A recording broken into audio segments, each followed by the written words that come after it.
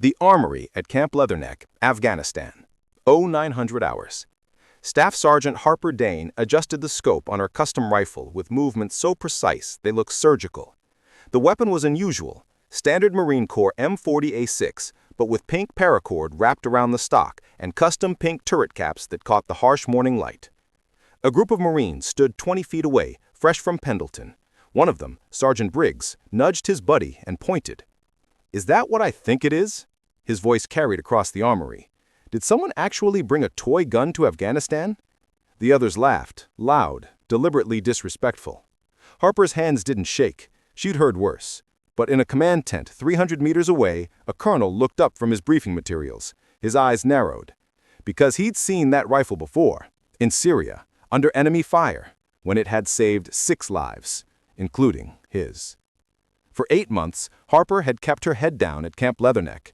She worked armory logistics, checking weapons in and out, running maintenance, filing paperwork. Nobody asked questions. Nobody looked twice. That's how she wanted it. After Syria, after what happened, she'd requested the quietest posting available. Somewhere she could disappear. Somewhere nobody knew. But she'd kept the rifle. The custom M40A6 with its pink accents and hand-carved stock. It was the only thing she'd brought from her previous life. That morning, Sergeant Briggs and his infantry squad had arrived for a routine weapons inspection. Standard procedure. Show your weapon, verify serial numbers, move on.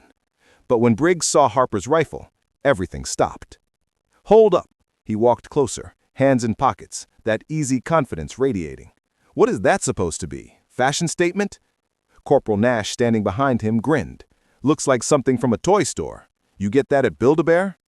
Harper looked up. Her voice was flat, professional. "It's a standard M40A6, modified within regulation." "Modified? With pink? Are you serious?" She pulled the rifle back before he could touch it. "Don't." "Whoa, protective," Nash laughed. "Did your boyfriend decorate that for you? Make it pretty so you wouldn't be scared?" Lance Corporal Reyes joined in, leaning against the weapons rack. "I mean, I get it. Women want to feel included. But maybe stick to supply or admin, you know? Leave the real guns to people who know how to use them." Harper's expression didn't change. She'd learned patience in places these Marines had never been. She logged the rifle serial number in silence. But Briggs wasn't done. He stepped closer, blocking her path to the rifle rack. "Let me see it. I want to check if it's even zeroed properly. Bet you don't even know how to adjust windage." "Step back, Sergeant." Harper's voice was quiet, but sharp. "Or what? You're going to report me? For what? Asking questions?" Private First Class Thompson, the youngest of the group, shifted uncomfortably. "Briggs, maybe we should just—" "Shut up, Thompson." Briggs reached for the rifle again. This time Harper let him take it. She watched as he turned it over in his hands, examining the pink accents with exaggerated disgust. "This is embarrassing.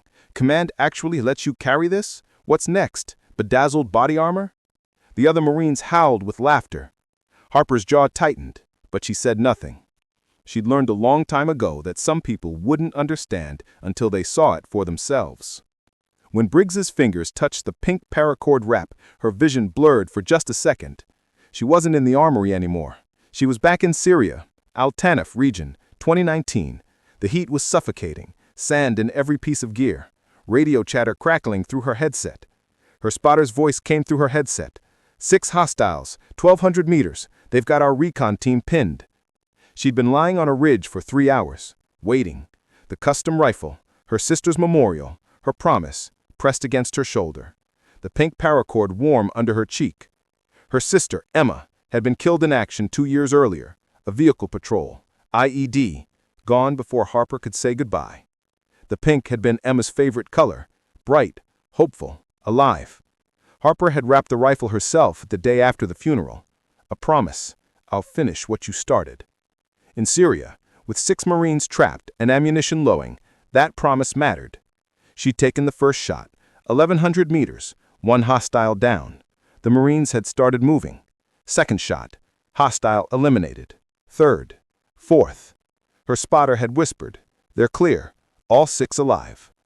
Harper blinked. The armory returned. Briggs was still holding her rifle, mocking the pink accents. He had no idea what those colors meant, what they'd seen. The armory door opened with force. Not casual, not routine. Command presence. Colonel Marcus Reed walked in, flanked by two staff sergeants. He wore full combat utilities, dust still on his boots like he'd just come in from the field. His jaw was set, his eyes locked immediately on Briggs holding Harper's rifle. The Marines snapped to attention so fast they nearly tripped. "At ease," the colonel said, but nobody moved. He walked directly to Briggs, stopped 3 feet away. His voice was quiet, but it carried the weight of 25 years in the Corps. "Sergeant Briggs, put down that rifle, carefully." Briggs complied, hands shaking slightly now. "Sir, I was just—" "I know what you were doing. Do you know whose rifle that is?" Silence. "That," the colonel continued, "is Staff Sergeant Harper Dane's personal weapon, modified, zeroed, and field-tested in Syria, 2019, during Operation Steel Resolve." He turned to face Harper. "Staff Sergeant, may I?" Harper nodded. Colonel Reed picked up the rifle, turned it over, ran his fingers over the pink paracord with something close to reverence. "This weapon," he said, addressing the Marines, "saved my life and the lives of 6 other Marines during a recon mission in Al-Tanaf. We were pinned down, 4 hostiles with elevated positions, 1,100 meters out, no air support available." He looked at Harper.